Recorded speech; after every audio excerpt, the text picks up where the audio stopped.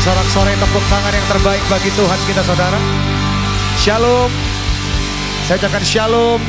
Selamat sore, apa kabar Bapak Ibu semua dikasih dalam Tuhan? Sehat? Bersukacita, amin, di dalam Tuhan. Yang bersukacita dilambaikan tangannya tinggi. Tepuk tangan buat Tuhan kita saudara. Saya undang kita bangkit berdiri. Kita bangkit berdiri, kita mengucap syukur, kita satu dalam doa. Tuhan, kami hadir di tempat ini penuh ucapan syukur. Karena Engkau Tuhan yang baik, mengasihi setiap kami, menjaga hidup kami, memelihara hidup kami sampai hari ini. Berkat Tuhan yang kami rasakan sampai hari ini, penuh hati kami limpah dengan ucapan syukur Bapa. Terima kasih kami datang di tempat ini Tuhan, membawa pujian kami yang terbaik. Hati kami yang mengasihi Tuhan dan kami rindu memberikan yang terbaik bagi nama Tuhan. Tuhan, berkati ibadah kami dari awal pertengahan sampai akhirnya. Bukan suatu kebetulan setiap kami datang di tempat ini, tapi kami percaya Engkau rindu untuk berbicara pribadi lepas pribadi di tempat ini. Lawat setiap kami dengan hadirat-Mu Bapa. Di dalam nama Tuhan Yesus, yang antusias memuji Tuhan, yang bersuka cita, rindu memberikan yang terbaik bagi Tuhan, dengan keras katakan sama-sama amin. Tepuk tangan bagi Tuhan kita saudara. Kasih tos kanan kiri depan belakangmu, katakan saya senang loh lihat kamu hadir sore hari ini di tempat ini untuk memuji Tuhan, amin. Yang memuji, yang antusias memuji Tuhan, berikan tepuk tangan sorak-sorai bagi Tuhan kita saudara. Yang memberikan sukacita yang melimpah, katakan amin. Haleluya. Come on.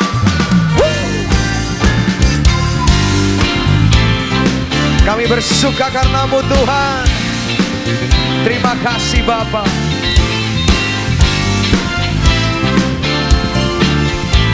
Sama-sama nyatakan saudara, come on. Takkan ku izinkan ketakutan, karena imanku pada Yesus Tuhan. Tak ada alasan tawar hati, karena Yesus ada di sini. Katakan sama-sama, ku percaya firman Tuhan sanggup menghidupkan dan berikan, come on, sukacita dalam Tuhan, melimpah, melimpah, kekuatan dari Tuhan tercurah atas kita. Amin. Sama-sama katakan, takkan ku izinkan ketakutan, karena imanku pada Yesus Tuhan. Tak ada alasan tawar hati, karena Yesus ada. Angkat tangan sama-sama saudara, come on. Ku percaya firman Tuhan sanggup menghidupkan dan beri. Katakan sukacita dalam Tuhan, melimpah, melimpah, kekuatan dari Tuhan tercurah atas kita. Sukacita dalam Tuhan, melimpah, melimpah, kekuatan dari Tuhan tercurah atas kita. terima kasih Tuhan. Oh.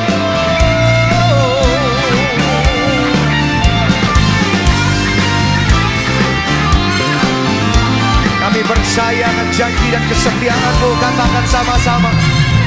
Ku percaya firman Tuhan sanggup menghidupkan dan Jemaat Tuhan katakan sukacita dalam Tuhan.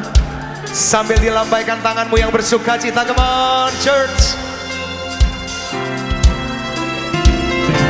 Sekali lagi lebih keras, nyatakan sukacitamu, come on. Sukacita. Amin. Tuhan tercurah atas kita. sukacita dalam Tuhan, melimpah, Katakan melimpah. kekuatan dari Tuhan tercurah. Sekali lagi nyatakan sukacita dalam Tuhan, melimpah,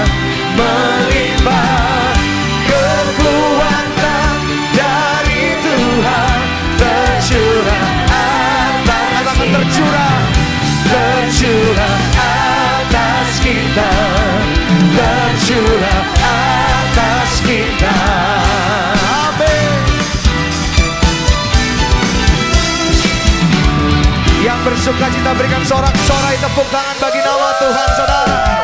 Satu-satunya jalan dan kebenaran, nama yang sanggup menyelamatkan. Siapa namanya? Siapa namanya? Yesus. Come on. You are the way, the truth and the life.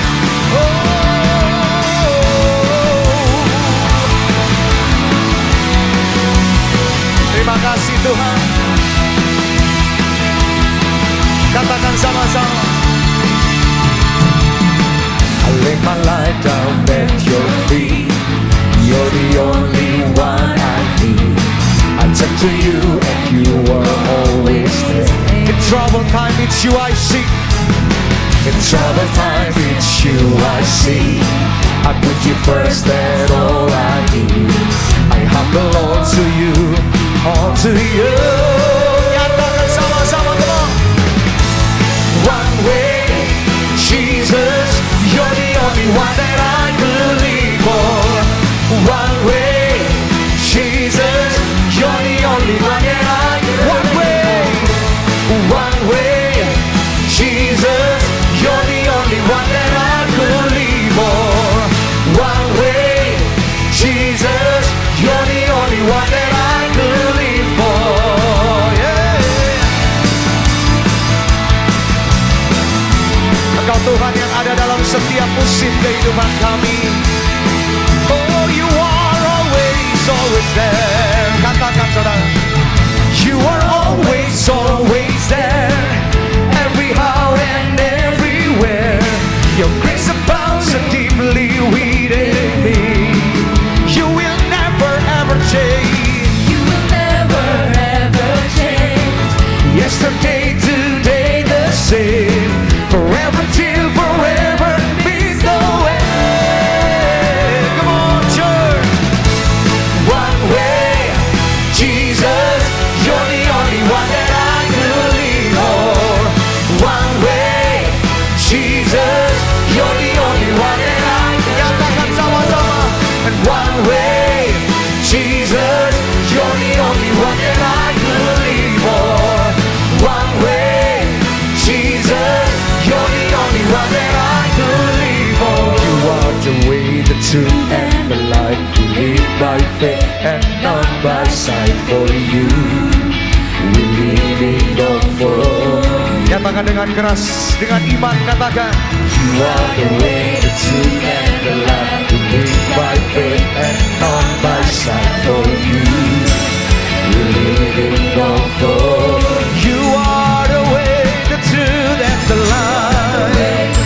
And the life we live by faith and not by sight. For you, we live in all for you.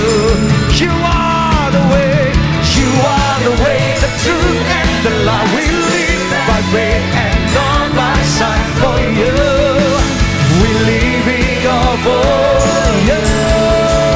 Katakan. One way, Jesus, you're the only one that I believe for. One way, Jesus, you're the only one that I believe. One way, Jesus, you're the only one that I believe for. One way, Jesus, you're the only one that I believe for. Kami tidak bisa hidup tanpa-Mu Tuhan. Karena kami tahu Engkau menjadi perisai hidup kami, menjaga hidup kami. Terima kasih Bapa. Katakan dengan iman, katakan. Firman terang di jalanku, perisai iman di setiap waktu. Lindungiku dari segala. Tak pernah ku ragu, karena Dia bersamaku. Setia menjaga dengan kuasa mulia. Mari sama-sama nyatakan saudara, come on. Hanya di dalam namanya Yesus, Dia sumber pengharapan di sepanjang hidupku.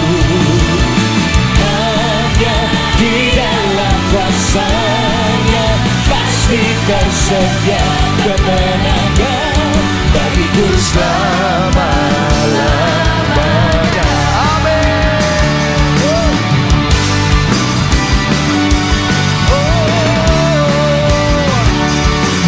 Katakan kebenaran yang membebaskan. Kebenaran yang bebas selalu berikan ku kekuatan hadapi segala. Tak pernah kami ragu, Ku ragu karena Dia bersamaku, setia menjaga Kuasa mulia hanya di dalam nama-Nya. Yesus Dia sumber pengharapan di sepanjang hidupku. Hanya di dalam kuasa-Nya pasti tersedia kemenangan bagiku selama-lamanya. tepuk tangan sama-sama buat kebesaran Tuhan, saudara.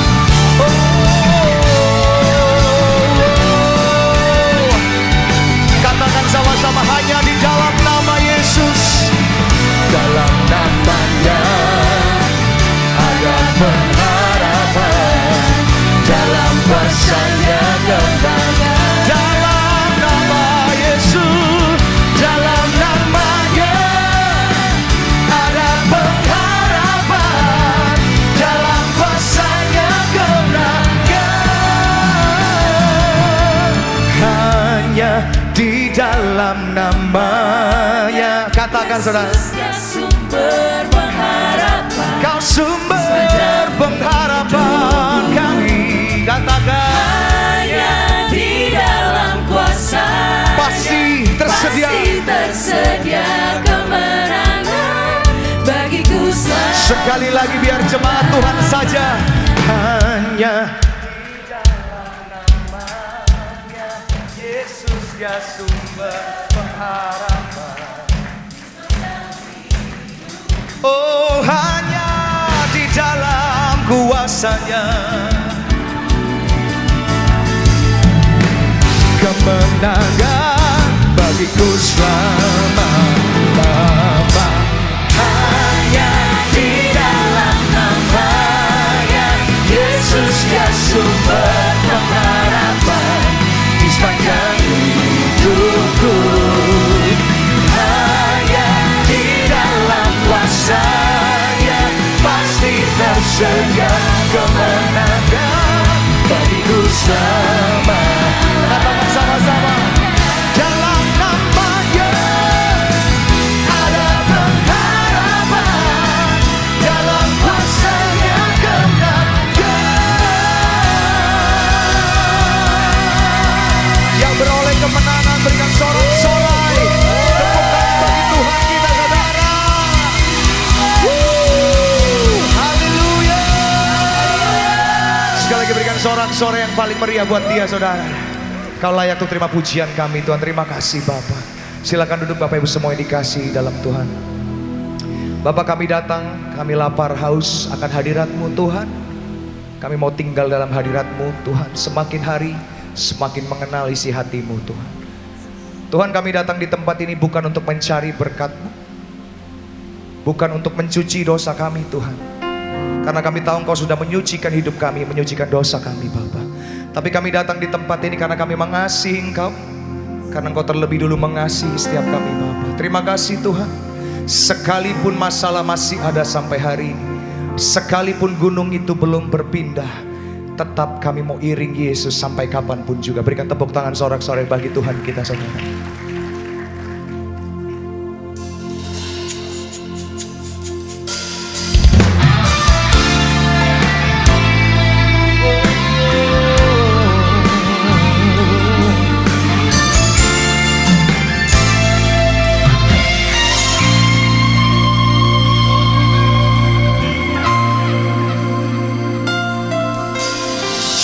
Jiwaku bertanya, apakah masih ada harapan melewati tangisan, rasa sesak di dada. Imanku berkata, Tuhanku yang pegang kuasa, Dia selalu bekerja meski mataku tak melihat.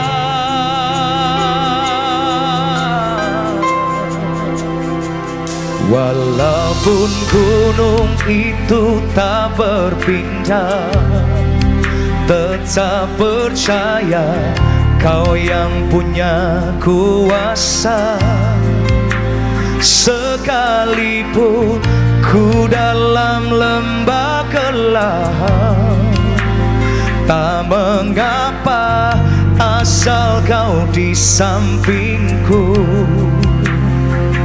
Walaupun masalahku masih ada, tetap percaya rencanamu terindah.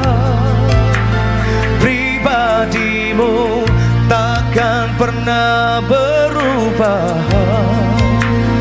Iman yang aku pegang padamu, Tuhan yang setia.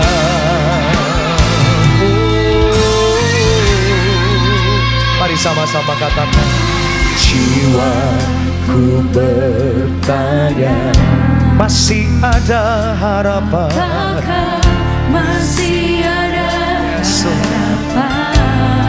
Sekalipun kami melewati tangisan, Melewati tangisan, rasa sesak di dada, rasa sesak di dada. tapi hari ini kami mau berkata di hadapan-Mu Tuhan, Imanku berkata, Tuhanku yang pegang. Aku yang pegang kuasa. Amin. Dia selalu bekerja. Dia selalu Bekerja. Katakan saudara, meski mataku tak melihat.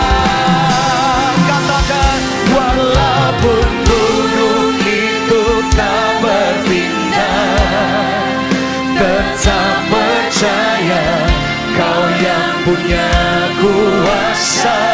Amin. Sekalipun ku dalam lembah gelap, tak mengapa asal Kau di sampingku. Walau masalahku masih ada, masalahku masih ada.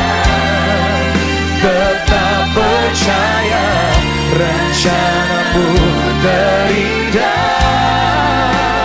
Pribadimu takkan pernah berubah. Iman yang aku pegang padamu, Tuhan yang setia. Boleh berikan sorak-sorai buat kesetiaan Tuhan dalam hidup kita, saudara. Boleh saya undang kita nyanyi sama-sama lagu ini, katakan, jiwaku bertanya. Nyanyikan pujian ini, saudara. Apa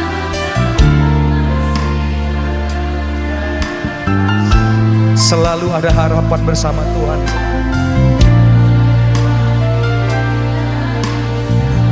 Rasa sesak di dada, yes, Tuhan. Iman kami berkata, yes, Tuhan yang pegang kuasa atas hidup kita, saudara.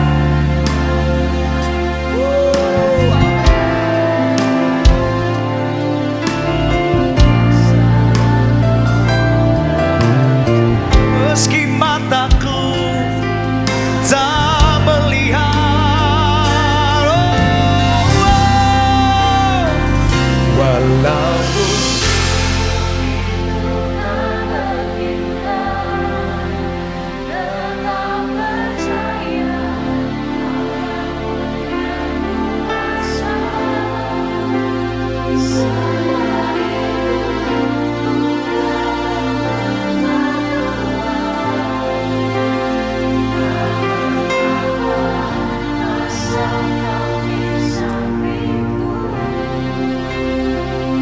Walaupun masalahku masih ada, tetap percaya dan jangan teringat. Pribadimu tak pernah berubah Tuhan, takkan pernah berubah.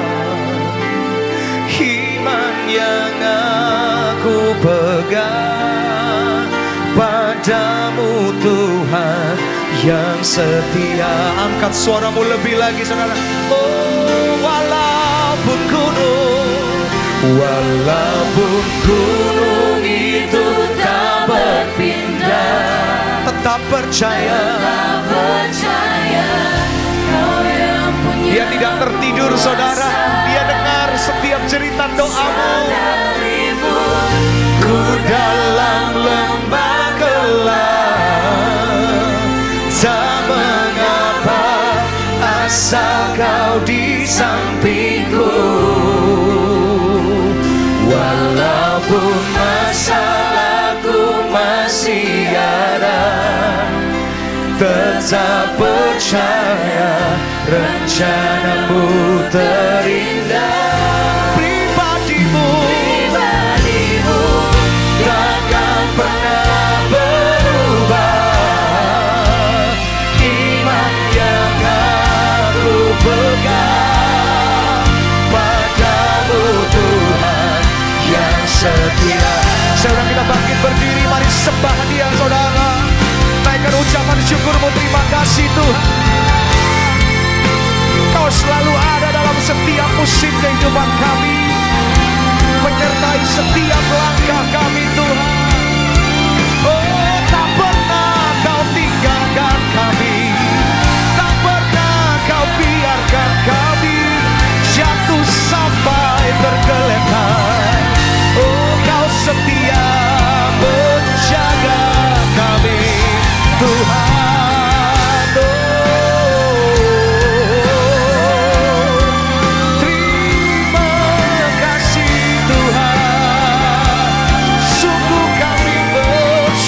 Memiliki Tuhan, sumber kekuatan kami, sumber pengharapan.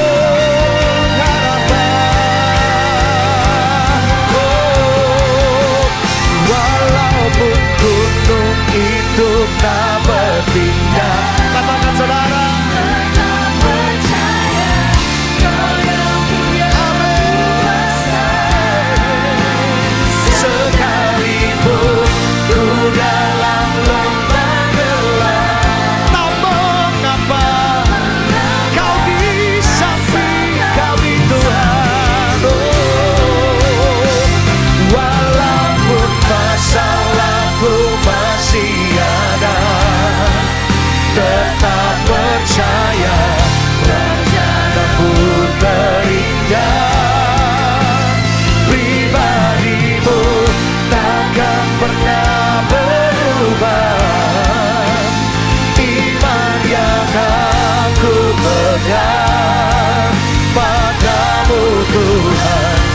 Setia.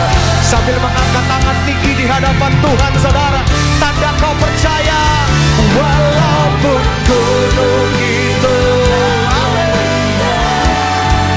tetap percaya, Kau punya kuasa.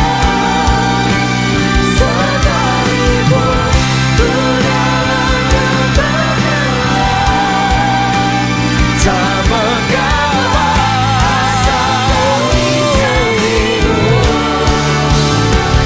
walaupun masalahku masih ada, tetap percaya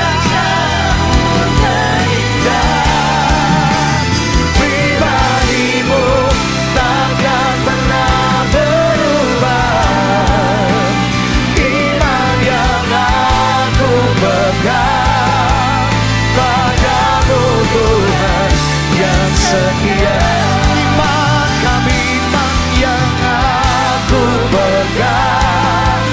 Padamu Tuhan yang setia, iman yang aku pegang setia. Tepuk tangan buat Tuhan kita saudara. Nyatakan imanmu, katakan Aku punya Tuhan yang besar, yang telah berjanji dan sanggup menggenapi. Imanku bersepakat, percaya kuasanya. Ku terima sekarang kemenangan darimu. Aku punya Tuhan yang besar, dan sanggup menggenapi. Imanku bersepakat, percaya kuasanya. Ku terima kemenangan darimu. lebih keras di hadapan Tuhan, katakan Aku punya yang berjanji. Yes Tuhan, sanggup. Imanku bersepakat, kami terima kemenangan Tuhan. kemenangan, kemenangan darimu. Angkat suaramu dengan iman, nyatakan Oh, aku punya Tuhan yang besar, yang telah berjanji menggenapi. Imanku bersepakat, percaya kuasanya. Kami terima Tuhan, oh kemenangan darimu. Sekali lagi, aku punya Tuhan yang besar, yang telah berjanji kau sanggup menggenapi. Imanku bersepakat, percaya kuasanya. Ku terima sekarang kemenangan darimu. katakan iman kami. Imanku bersepakat, percaya kuasanya. Ku terima sekarang kemenangan darimu. Imanku bersepakat, percaya kuasanya. Ku terima sekarang kemenangan darimu. Mari sembah Dia saudara, angkat suara. Percaya, tetap percaya. Sekalipun belum melihat, tetap percaya. Kau Tuhan yang besar, Tuhan. Tuhan yang berjanji, Tuhan yang menggenapi janji-Nya untuk kami. Oh, haleluya, haleluya. Mari berseru kepadanya saudara. Angkat suara berseru, berdoa, percaya padanya.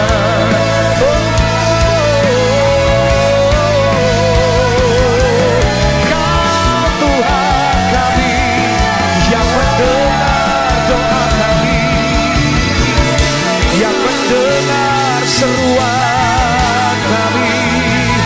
Oh, hanya Kau Tuhan.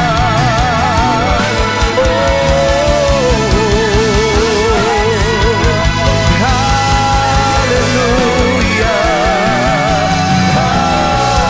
haleluya.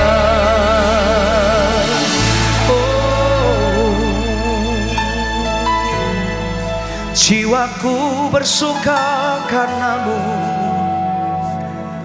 Kami punya pengharapan di dalam-Mu Tuhan, sumber kekuatan kami. Oh, You deserve the glory and honor, and we lift our hands in worship as we praise Your holy name. You deserve the glory and honor, and we lift our hands in worship as we praise Your holy name. For You are great.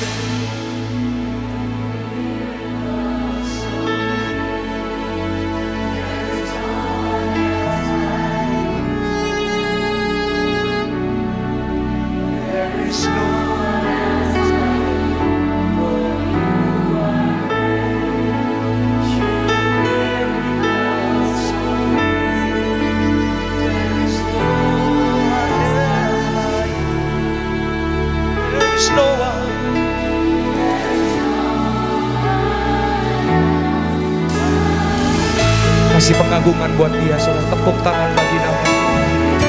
Katakan sama-sama. You deserve the glory, yes Tuhan, and honor, and we lift our hands in worship as we praise Your holy name. You deserve the glory and honor,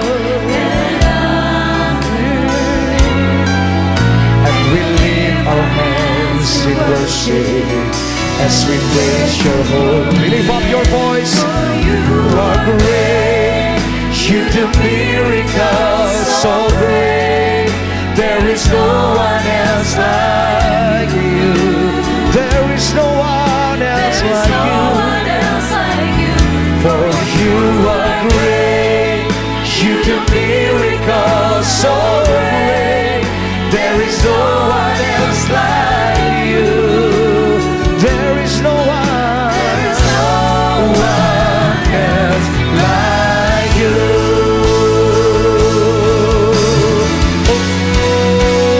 Oh, for You are great. You do miracles so great. Katakan saudara, there is no one else like You. There is no one else like You. For You are great. You do miracles so great. There is no one else like You. There is no one else like You. Oh, for You are great. You do miracles so great. There is no one else like You. There is no one else like You. For You are great. You do miracles so great. There is no one else like You. There is no one else like You. Katakan sebab Kau besar. Sebab Kau besar. Perbuatan-Mu ajaib. Tiada seperti Engkau. Tiada seperti Engkau. Sebab Kau besar. Perbuatan-Mu ajaib. Tiada seperti Engkau. Tiada seperti Engkau. Nyatakan sebab Kau besar. Perbuatan-Mu ajaib. Tiada seperti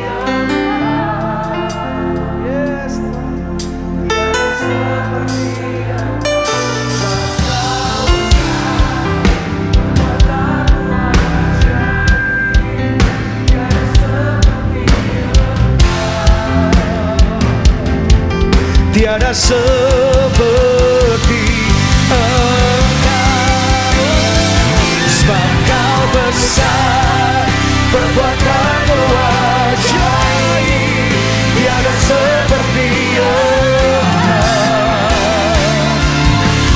seperti Engkau, sebab Kau besar, perbuatanmu ajaib.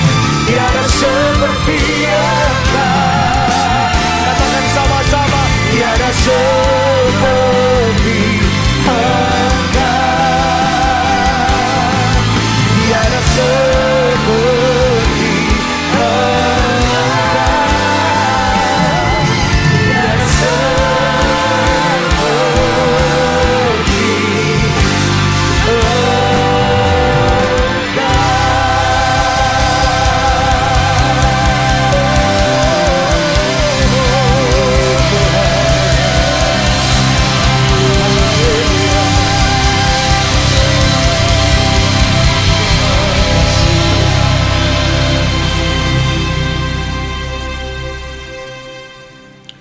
Bapa di sorga, kami hendak mendengar dan merenungkan firman-Mu. Mohon urapi hamba-Mu, pengetahuan, pengalaman, talenta, persiapan, bahkan kesehatan. Layakkanlah hamba-Mu untuk mengajarkan firman-Mu berdasar pada pengajaran Alkitab saja. Urapi anak-anak-Mu untuk membaca, untuk mendengar, untuk menyimak, dan untuk memelihara pengajaran firman ini. Bersabdalah ya Tuhan, kami siap mendengarkannya. Dalam Kristus kami berdoa. Amin. Silakan duduk.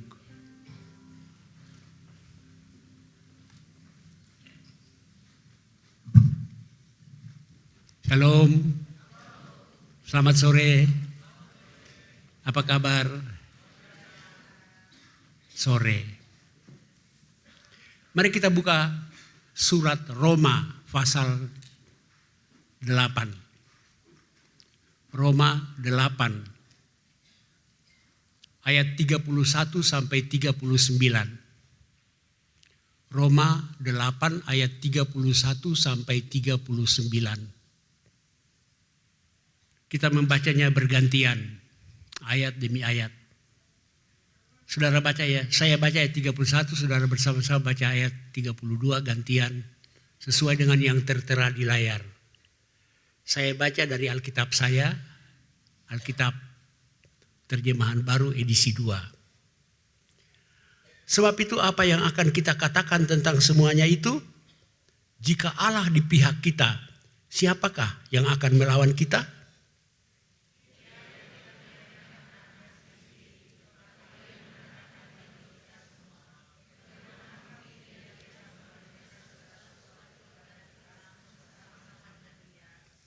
Siapakah yang akan menggugat orang-orang pilihan Allah?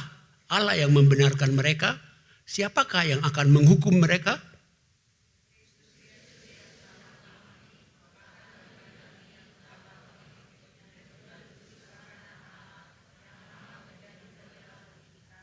Siapakah yang akan memisahkan kita dari kasih Kristus?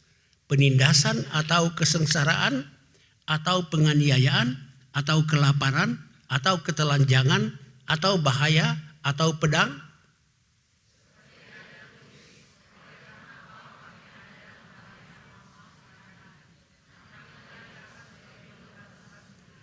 Tetapi dalam semuanya itu kita lebih daripada orang-orang yang menang melalui Dia yang telah mengasihi kita.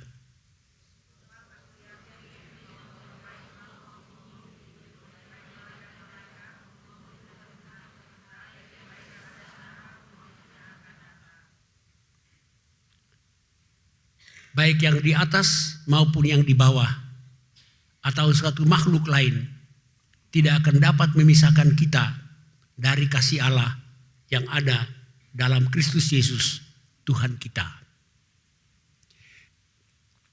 Saya memulai dengan cerita. Saya ini sudah diturut sertakan Pak Iswara untuk berkhotbah di Gereja Duta Injil sejak Gereja Duta Injil baru mulai.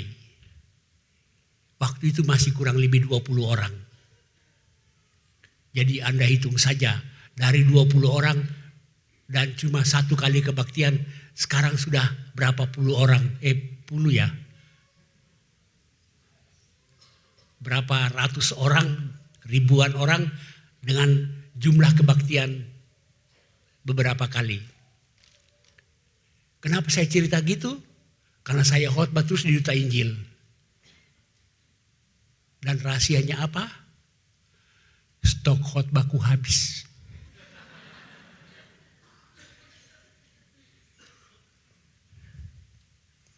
Jadi mau tidak mau ada pengulangan.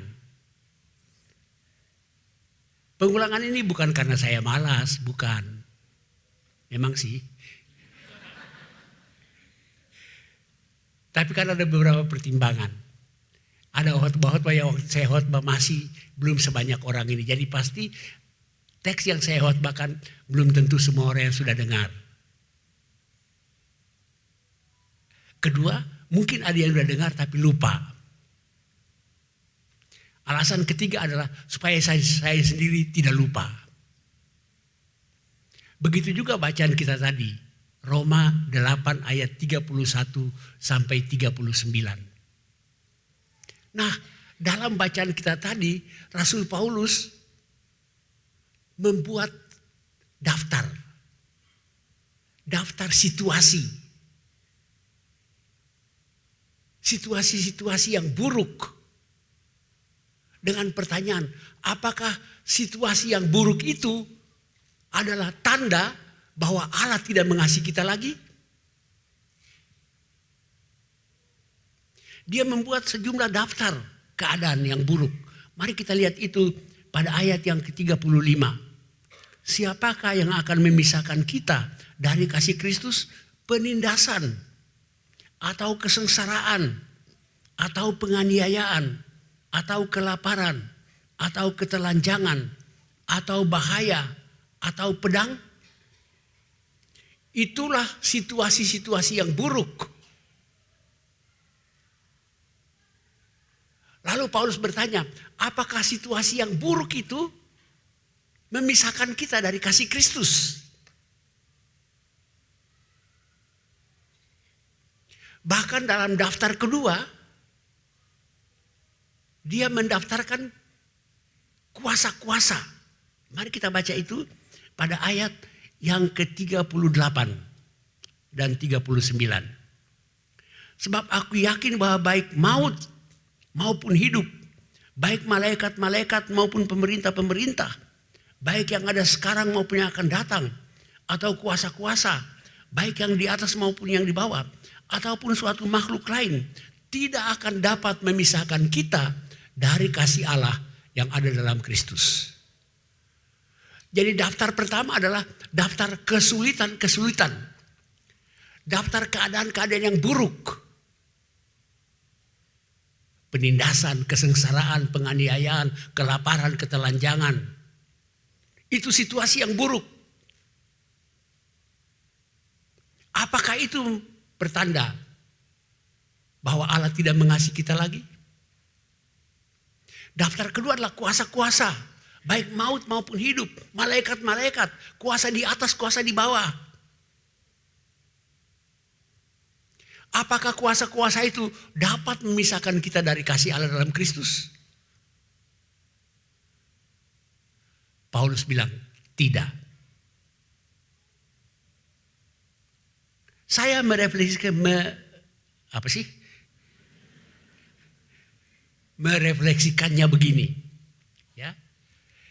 Kita tidak bisa berkesimpulan bahwa ketika kita mengalami keadaan yang buruk, seburuk apapun keadaan itu, dan kita berhadapan dengan ancaman sebuah kuasa, sedahsyat apapun kuasa itu, tidak boleh membuat kita berkesimpulan bahwa Allah tidak mengasihi kita lagi. Artinya apa? Artinya kita tidak boleh mengukur kasih Allah hanya berdasarkan keadaan yang sehat, senang, berrezeki, keadaan aman. Tidak. Justru ketika Paulus menulis surat ini, jemaat di Roma justru sedang dianiaya. Kekristenan itu dari awalnya dimusuhi. Yang pertama-tama memusuhi kekristenan adalah agama Yahudi, agama mayoritas pada waktu itu. Itu penganiayaan karena agama.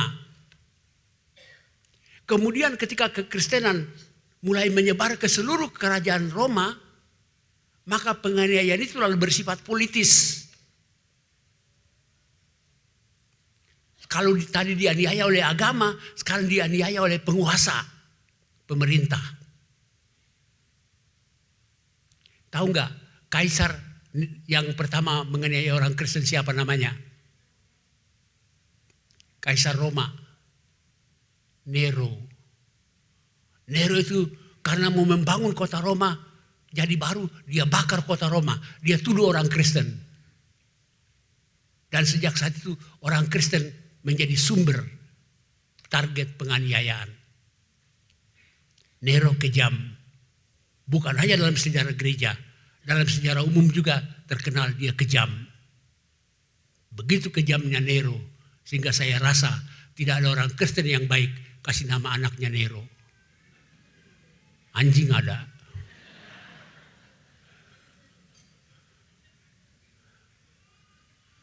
Dan sejak saat itu 3 abad lamanya kekristenan dianiaya. Apalagi jemaat di Roma, pusat kekuasaan. Mereka yang paling mengalami penganiayaan itu. Mau tahu nggak sejarah penganiayaan orang Kristen? Beli aja bukunya di Gunung Mulia. Ini bukan promosi. Saya gini-gini mantan direktur Gunung Mulia. Mantan direktur loh ini. Ini bukan promosi, informasi.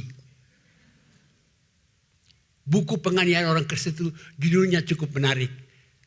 Makin dibabat, makin merambat. Kekristenan itu dibabat, bukannya habis, malah makin merambat. Sekali lagi, hanya informasi. Tapi supaya lengkap, harganya kurang lebih 50.000.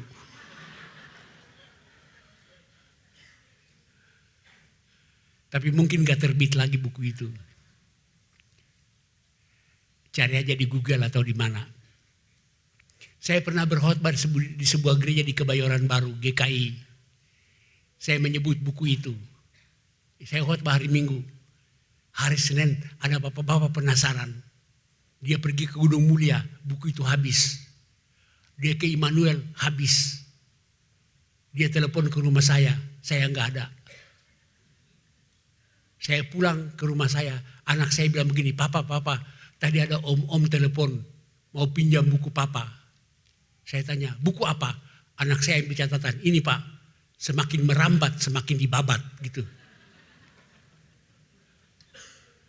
Saya bilang, salah nak, judulnya yang benar lah, semakin dibabat, semakin merambat. Anak saya bilang, papa baca aja sendiri nih, semakin merambat, semakin dibabat gitu loh.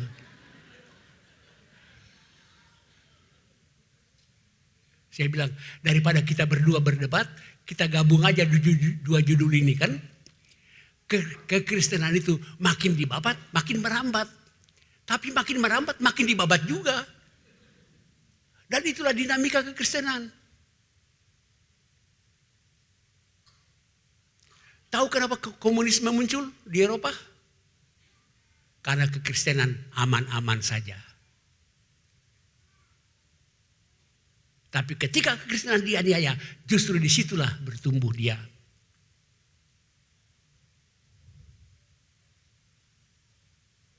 Jadi Paulus berusaha membuat daftar. Apakah keadaan-keadaan yang buruk itu, seburuk apapun situasi itu, membuat Anda berkesimpulan bahwa Allah tidak mengasihi Anda lagi? Atau sedahsyat apapun sebuah kuasa, bahkan makhluk, apakah itu bisa membuat kita berkesimpulan bahwa Allah tidak mengasihi kita lagi? Saya sekali lagi merefleksikannya begini, janganlah mengukur kasih Allah hanya dengan kesenangan, ketenangan, kenyamanan. Janganlah ukur kasih Allah dengan hal-hal yang bersifat materi, jasmani.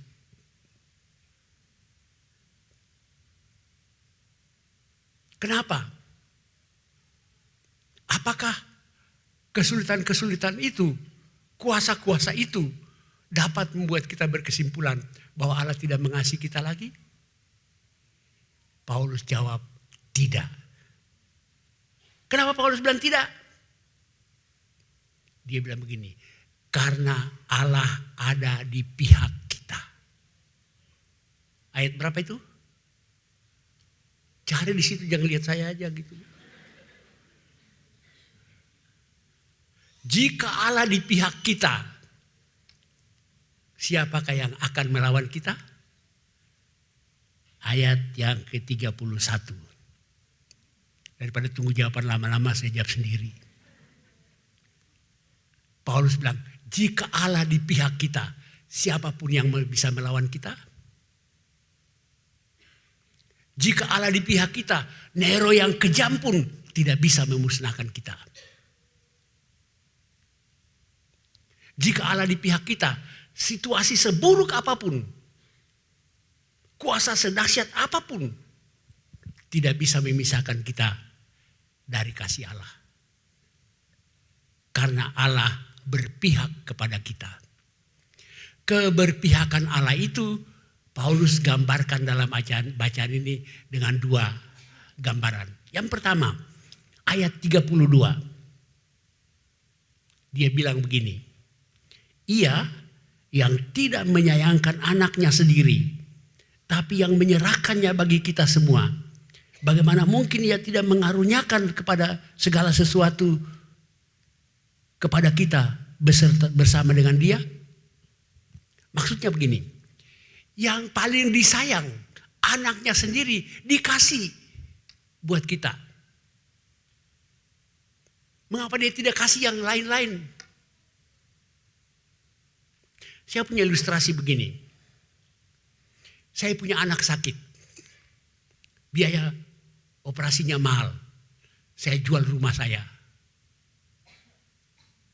Akhirnya anak saya sembuh. Kami tinggal di kontrakan. Pada satu sore anak saya baru sembuh. Kami duduk-duduk di teras. Tukang bakso lewat. Anak saya bilang begini, Papa beli saya bakso. Saya bilang enggak. Begitu saya bilang enggak, anak saya bilang, Papa tidak sayang saya. Tahu enggak? Anak saya mengukur kasih sayang saya dengan bakso.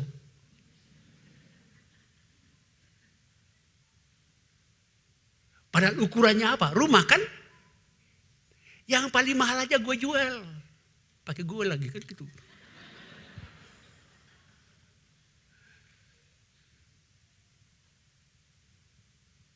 Apalagi bakso. Jadi kalau anak saya hanya karena saya tidak kasih dia bakso, lalu dia bilang saya enggak sayang dia, maka dia mengukur kasih sayang saya dengan bakso.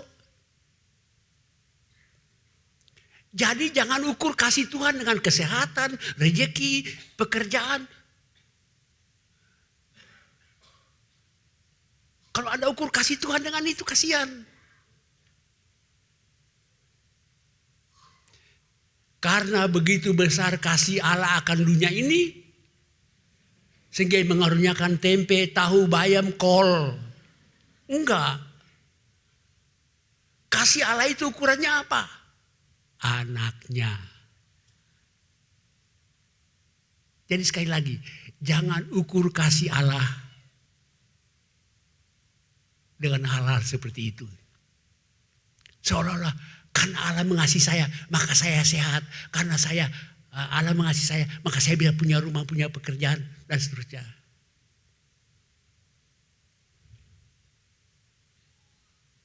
Tidak. Sekali lagi, kita tidak bisa mengukur kasih Allah dengan hal-hal seperti itu.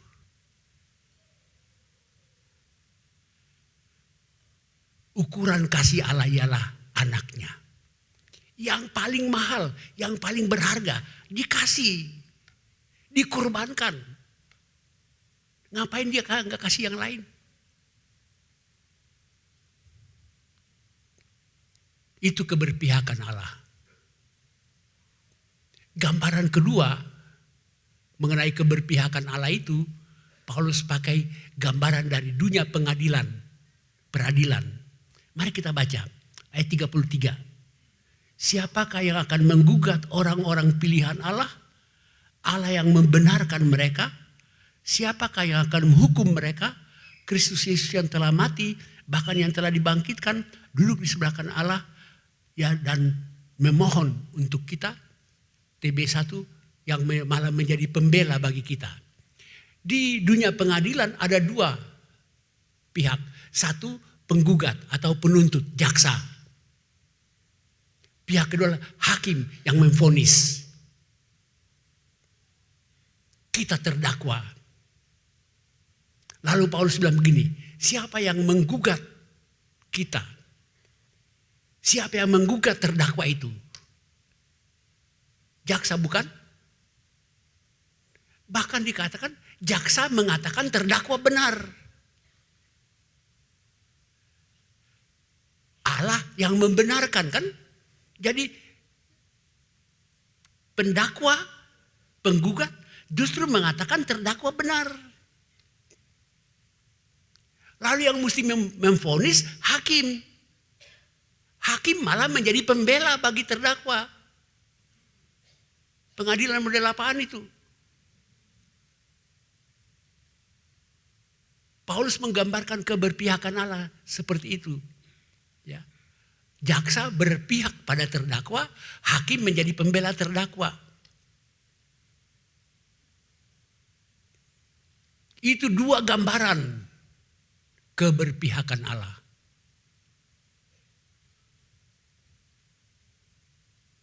Dan itulah yang Paulus katakan. Karena Allah berpihak kita. Seburuk apapun situasi yang sedang kita alami, tidak dapat memisahkan kita dari kasih Allah. Sedahsyat apapun kuasa yang mengancam kita, tidak menghalangi kasih Allah menjangkau kita. Amin. Kurang semangat aminnya.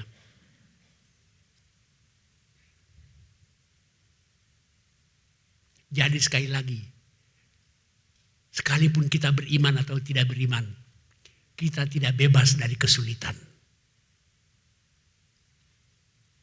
Allah mengasihi kita, tidak berarti bahwa kita bebas dari kesulitan.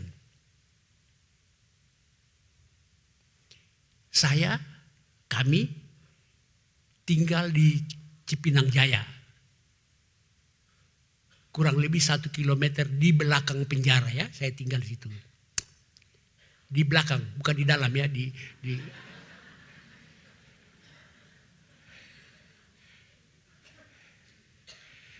Tetangga kami sebelah kanan orang Batak, haji tapi, ya. Sebelah kiri orang Hindu, orang Bali Hindu. Dulu Cipinang Jaya itu daerah banjir. Sekarang tidak banjir lagi sejak kanal banjir timur dibangun, ya. Sekarang kami bebas banjir. Tapi dulu itu daerah banjir. Pernah ingat gak berapa kali banjir besar, kan? Dan kami kebanjiran. Apakah kalau banjir datang dia bilang begini, oh ini rumah orang Bali Hindu, masuk dia. Oh ini rumah haji, orang Batak Islam, masuk dia. Oh ini rumah pendeta, lewat aja. Enggak. Beriman, gak beriman, dikasih Allah, gak dikasih Allah, tinggal daerah banjir ya kebanjiran. Tapi apa beda saya sama tetangga saya itu? Bedanya ketika kami menyikapi banjir itu.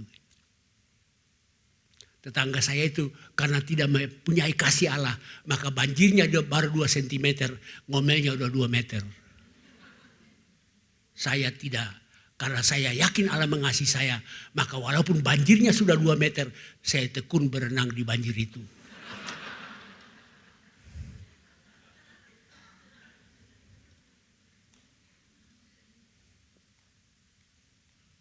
Kasih Allah tidak meniadakan kesulitan dalam hidup kita, ya. Kita tinggal di negeri yang banyak kesulitan, kita tidak bebas dari kesulitan. Tapi bedanya adalah bahwa kesulitan itu tidak meniadakan kasih Allah dalam hidup kita. Kalau begitu pertanyaannya, kalau Allah mengasihi kita, kenapa dia membiarkan kita mengalami kesulitan? Pasti itu pertanyaan anak saya. Oh ya, sambil lalu ya, yang tadi itu hanya ilustrasi ya, bukan kejadian betul-betul ya. Saya nggak pernah jual rumah. Gitu.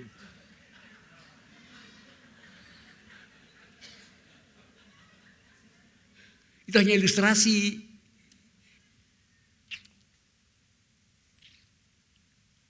Anak saya pasti bertanya, papa sayang saya kok malah bakso aja nggak kasih. Karena saya tahu bakso tidak sehat untuk anak saya yang baru sembuh. Saya lebih tahu apa yang terbaik buat anak saya. Tuhan lebih tahu apa yang terbaik buat Anda.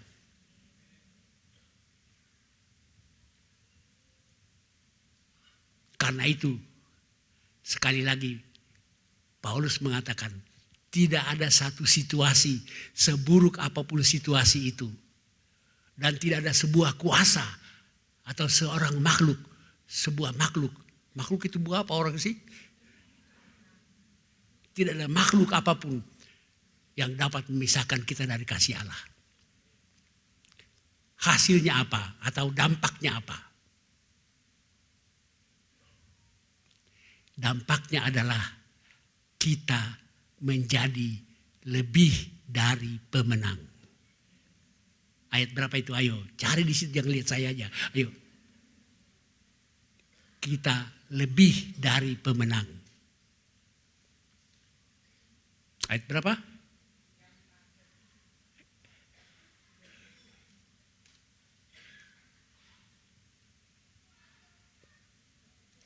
Kok Alkitab saya beda sih? 37.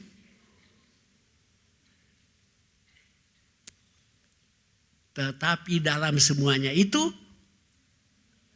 kita lebih daripada pemenang. Daripada orang-orang yang menang. Itu yang Paulus maksudkan. Karena Allah tetap mengasihi kita, sekalipun kita mengalami kesulitan yang dahsyat sekalipun kita mengalami ancaman dari kuasa yang sehebat apapun, kita lebih dari pemenang. Ada lagunya kan? Tahu nggak lagunya? Ya, coba nyanyi ayo. Lebih dari pemenang. Tahu. Pertanyaannya, apa artinya lebih dari pemenang? Ini yang menang. Si A menang. Siapa yang lebih dari dia? Ayo. Jangan bilang kita, saya tahu itu dibilang dari sini kok. Ilustrasi. Gini, Chris John petinju kan, dia menang kan? Dia pemenang kan? Siapa lebih dari dia?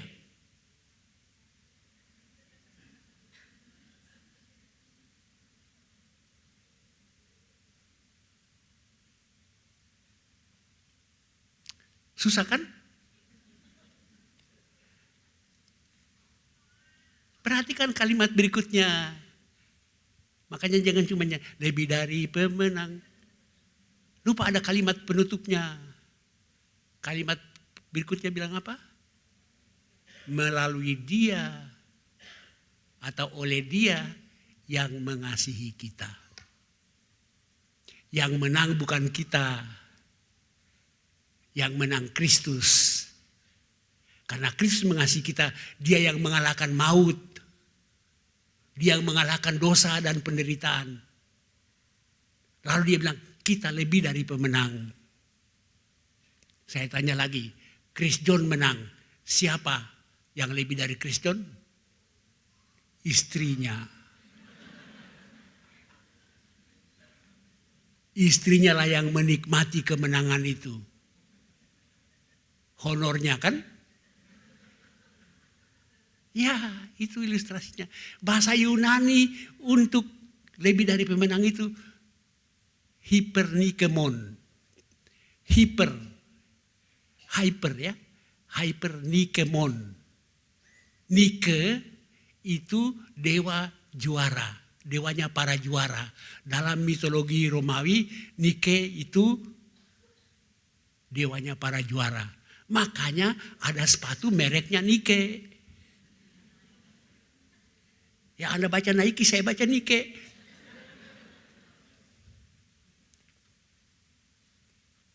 Sepatu para juara. Nike itu, ya kita sebut Nike ya. Itu dewa Yunani. Dewanya para juara.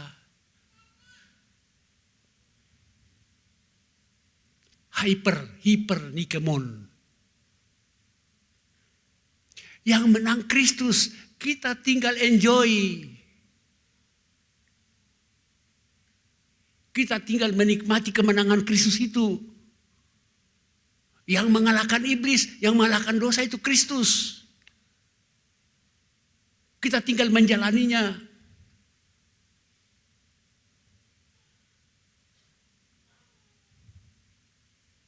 Itulah sebabnya Paulus mengatakan kita lebih dari pemenang.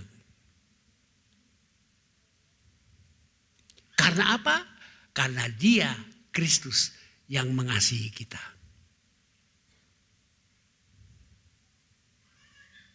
Lebih dari orang-orang yang menang. Nah saudaraku, kalau begitu apa dampaknya buat kita? Ya dampaknya adalah satu, kita tetap bertahan ketika kita mengalami berbagai penderitaan dalam hidup kita. Keyakinan bahwa Allah mengasihi kita, maka kita tekun dalam penderitaan. Kita tekun dalam segala kesulitan. Kita tekun dalam berbagai ancaman yang mengancam kita. Orang kekristenan itu dianiaya dari awal. 3 abad lamanya. Kekristenan dianiaya oleh kekaisaran Roma. Tapi mereka tekun. Dan kekristenan tidak pernah lenyap sampai sekarang. Kerajaan Romawi yang jaya waktu itu. Toh lenyap. Padahal kerajaan Romawi pada itu punya tentara, punya pasukan yang kuat. Gereja tidak punya pasukan. Gereja tidak punya tentara untuk membela diri. Tapi dia tetap eksis sampai sekarang. Semakin dibabat, semakin merambat. Itu dampak pertama. Dampak kedua adalah kalau kita yakin bahwa Allah tetap mengasihi kita, maka marilah kita tidak hanya melihat kasih Tuhan melalui hal-hal yang enak-enak.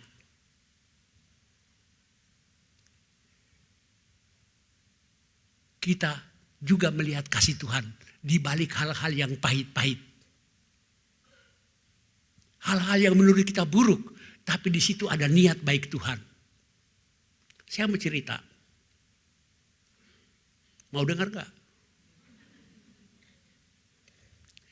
Waktu saya pertama kali kuliah di Sekolah Tinggi Teologi Jakarta.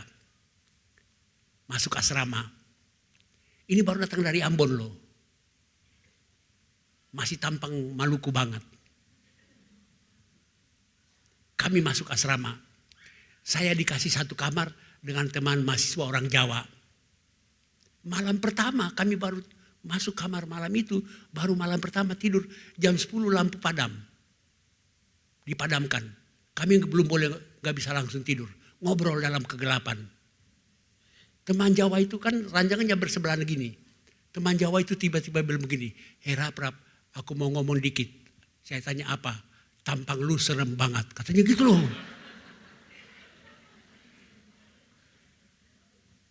Dia bilang tampangku serem banget katanya gitu. Itu kalau lampu nyala saya turun tonjok dia langsung malam-malam itu.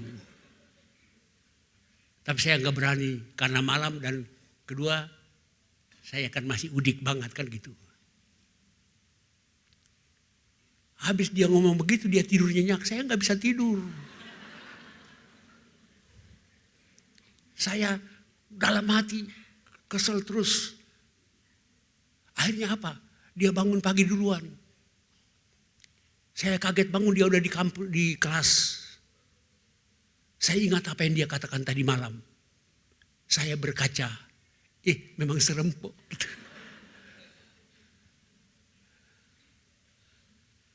Tapi tahun 70-an ya, kalau Anda dari RSCM arah ke Megaria, sesudah RSCM ada satu jalan namanya Jalan Kimia.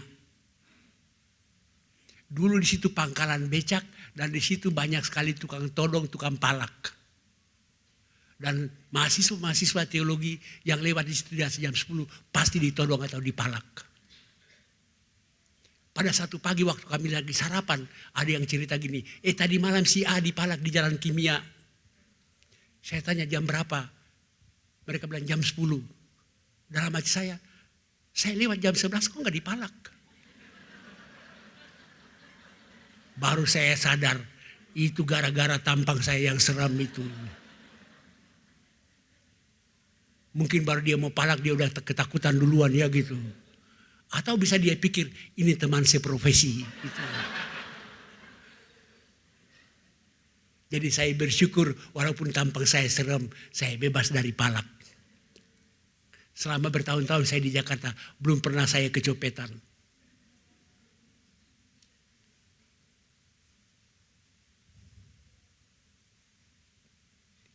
Saya bersyukur. Di Jakarta ini dulu ada satu persekutuan doa dari para konglomerat Kristen. Namanya The Mission. Mereka setiap Rabu malam persekutuan doa di sekarang namanya Hotel Sultan. Dulu namanya Hotel Hilton. Dan di sana itu enaknya itu makan dulu baru kebaktian. Dan mereka semua pakai jas. Saya juga pakai jas. Tapi saya tidak pakai clerical color gini. Saya pakai dasi biasa. Jadi lagi antri ambil makan. Sementara saya ambil makan, ada seorang pengusaha di belakang saya. Dia tanya gini, Bapak juga pengusaha ya? Saya biasanya rendah hati untuk mengatakan tidak. Tapi entah kenapa tadi malam itu saya tidak rendah hati ya. Jadi begitu dia tanya, Bapak juga pengusaha ya? Saya bilang, ya. Kan udah lapar mau makan ini kan gitu. Saya pikir selesai. Dia tanya lagi, Bapak usaha apa? Saya terjebak dengan jawaban saya kan. Untunglah saya dapat inspirasi. Pak, saya eksportir. Saya eksportir. Saya pikir selesai. Dia tanya lagi, Bapak ekspor apa? Saya makin tersudut. Untunglah saya dapat inspirasi. Pak, saya ekspor jiwa ke surga. Gitu.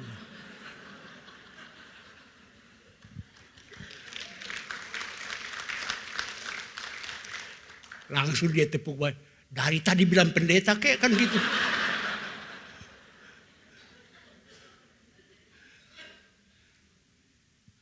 Rupanya dia mau balas saya. Kali berikut saya mimpin lagi di persekutuan doa itu. Makan bersama. Saya duduk satu meja dengan dia. Dia langsung bilang begini, Pak Rap ini fisiknya cakep, tapi tampangnya kurang cakep. Dia bilang begini, hidung Bapak kurang mancung. Dia bilang begini, kalau Bapak mau, saya kasih biaya. Bapak operasi plastik. Biar hidung Bapak mancung. Saya tanya, serius Pak? Dia bilang, saya serius. Setelah saya merenungkannya sebentar, saya dengan bilang begini, Pak, dengan berat hati saya menolak tawaran Bapak. Kenapa? Pak, dengan hidung segini pun saya sudah bersyukur. Syukur apa? Satu, dengan hidung segini pun kalau saya bernafas, udara keluar masuk tanpa hambatan. Kedua, dengan hidung segini pun kalau saya berdiri di mimbar, jemaat gak serem-serem banget lihatnya. Dan ketiga yang terpenting adalah dengan hidung segini pun istri saya sudah mencintai saya. Saya takut Pak, kalau hidung saya mancung, bukan cuma istri saya mencintai saya, istri Bapak pun bisa mencintai saya.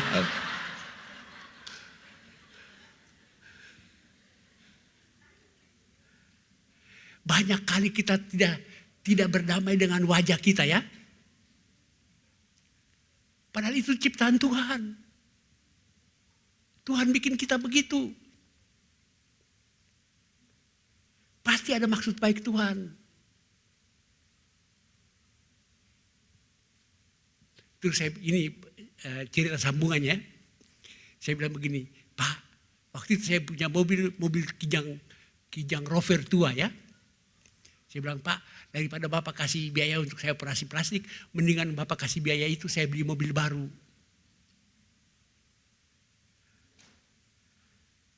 Daripada hidung mancung tapi naik mobil jelek, mendingan hidung pesek tapi naik mobil cakep, kan gitu. Dan memang betul akhirnya dia kasih saya duit, saya beli mobil baru gitu. Itu di balik sesuatu yang mungkin menurut kita pahit, ada niat Tuhan yang baik. Di balik kesulitan-kesulitan yang kita alami sebagai orang Kristen di Indonesia, ada maksud Tuhan yang baik buat kita. Sekali lagi temanya adalah tidak ada satu situasi, seburuk apapun situasi itu, yang membuat kita berkesimpulan bahwa Allah tidak mengasihi kita lagi. Saya tidak tahu situasi Anda sekarang.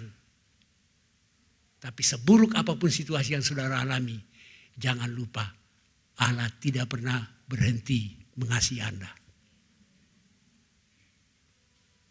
Jadi selamat jadi pemenang. Amin.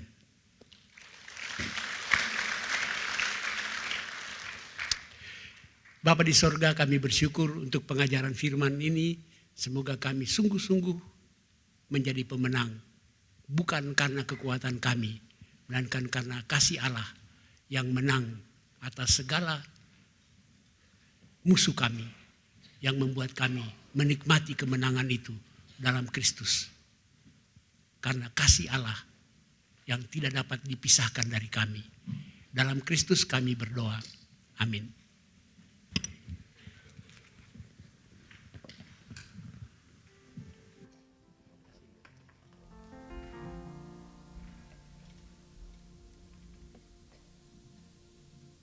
Terima kasih hambanya Pendeta LZ Raprap yang sudah memberkati setiap jemaat Tuhan di Kuningan City 3. Dan tiba saatnya saudara, kita sama-sama akan memberikan yang terbaik untuk Tuhan. Kita satu dalam doa. Tuhan, kami bersyukur pemeliharaan Tuhan, berkat Tuhan dalam hidup kami. Dan kami rindu Tuhan memberikan yang terbaik buat Engkau Tuhan Yesus. Biarlah pemberian kami ini menyenangkan hati Tuhan. Dan kami rindu memberi dengan sukacita, dengan sukarela yang terbaik untuk kemuliaan nama Tuhan. Dalam nama Tuhan Yesus kami mengucap syukur dan kami memberi yang terbaik. Sama-sama katakan amin. Sambil kita memberi yang terbaik buat Tuhan, saudara, kita akan saksikan pengumuman gereja melalui multimedia. Tuhan Yesus memberkati.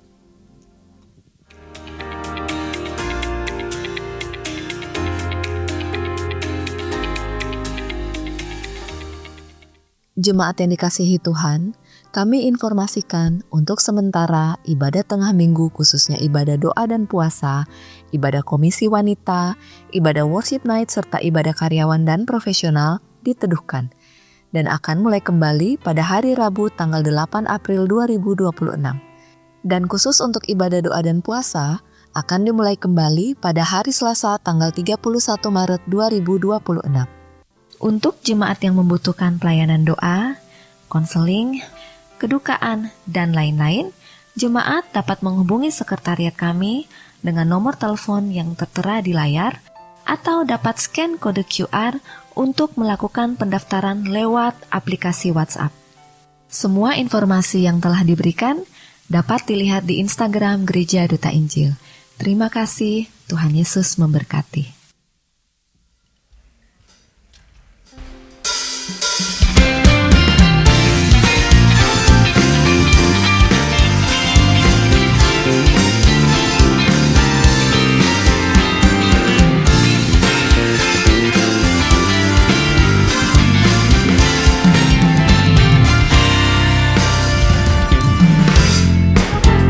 kau payah mencari-cari?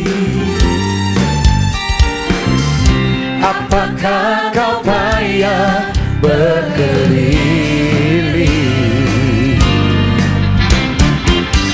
Bawalah sekarang segala susahmu pada kaki Yesus, serahkanlah.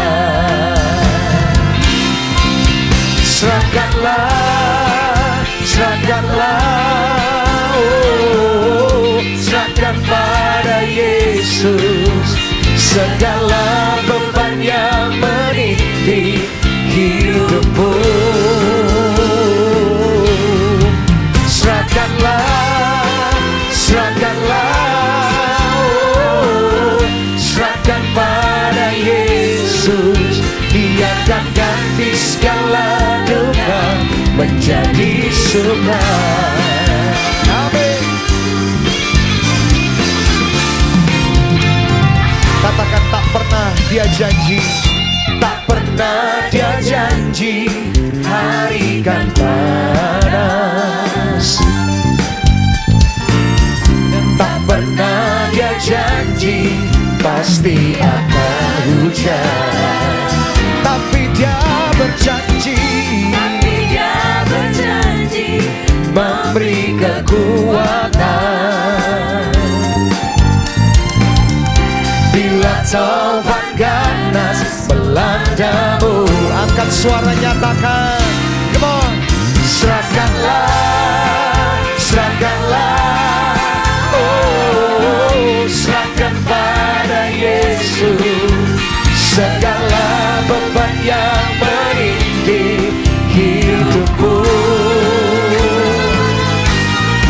Serahkanlah, serahkanlah, oh, serahkan pada Yesus. Dia akan ganti segala duka menjadi suka. Mari kita bangkit berdiri sama-sama, katakan, serahkanlah,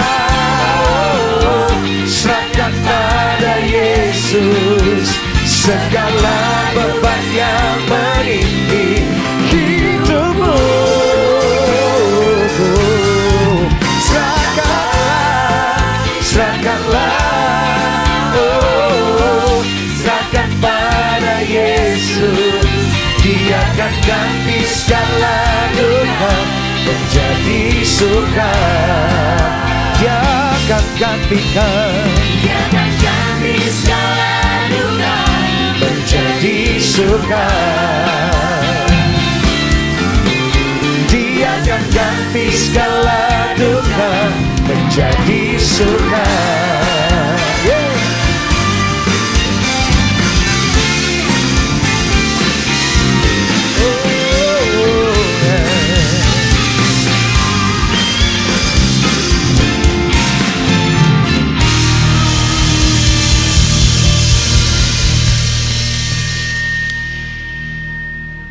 Bapa di surga, kami bersyukur karena kami boleh berjumpa dengan Engkau secara khusus dalam ibadah kami ini, melalui pujian, melalui firman, dan melalui doa. Kiranya perjumpaan kami hari ini memberi kepada kami motivasi, inspirasi, bahkan koreksi untuk hidup kami ke depan. Tuhan, Engkau kenal kami satu persatu dengan beban-beban dan persoalan-persoalan yang sedang kami hadapi. Kami percaya kasih-Mu tidak berubah. Karena itu kuatkanlah iman kami, berikanlah kepada kami ketabahan, ketekunan dan kesabaran. Terima kasih Tuhan. Kami berdoa untuk Gereja Duta Injil, untuk Gembala Sidang dan keluarga, dan untuk semua hamba-hamba-Mu yang Tuhan panggil dan utus untuk melayani di sini dalam bidang pelayanan apapun. Tuhan berikan kepada masing-masing komitmen untuk melayani dengan tekun, setia, dan rajin. Kami bersyukur untuk persembahan yang telah kami kumpulkan ini. Kiranya persembahan ini dikelola sedemikian rupa sehingga menjadi berkat bagi pelayanan Gereja Duta Injil khususnya. Kami berdoa untuk bangsa dan negara kami. Tuhan memberkati pemerintah kami, memberikan hikmat, kebijaksanaan, dan kearifan untuk menata kehidupan bermasyarakat, berbangsa, dan bernegara, supaya di mana-mana ada kebenaran, ada keadilan, ada damai sejahtera. Kami berdoa untuk dunia kami, untuk bangsa-bangsa yang sedang bergolak dalam peperangan, baik di Timur Tengah atau di mana saja, untuk berbagai konflik antar bangsa. Kami mohon, Tuhan berikanlah kepada para pemimpin bangsa kemauan baik untuk mencintai, menciptakan perdamaian. Kami mohon ya Tuhan, segala konflik antar bangsa Tuhan redakan, karena Tuhan bekerja melalui orang-orang yang berkemauan baik untuk mencari kedamaian. Kami akan kembali dalam kehidupan kami sehari-hari. Kami menyerahkan pekan depan ini ke dalam tangan Tuhan. Tuhan sertai kami. Ampuni kami untuk setiap kesalahan kami, kelalaian dan dosa kami. Lalu berkatilah hidup kami, pekerjaan kami, rumah tangga kami, dan segala usaha yang kami lakukan. Kiranya diberkati Tuhan. Saudaraku, arahkanlah hati pada Tuhan, dan inilah janji dan jaminan berkat dari Tuhan. Tuhan memberkati engkau dimanapun engkau berada dan kemanapun engkau pergi. Tuhan memberkati engkau dengan apapun yang engkau kerjakan menurut kehendak Tuhan, dan Tuhan menjadikannya berhasil. Tuhan memberkati engkau apapun keadaanmu dan apapun situasimu. Terimalah semua berkat ini dalam anugerah Tuhan Yesus Kristus, kasih Allah Bapa, dan persekutuan Roh Kudus yang menyertaimu sekarang ini dan sampai selama-lamanya. Amin. Tuhan Yesus memberkati saudara. Happy Sunday. See you next week.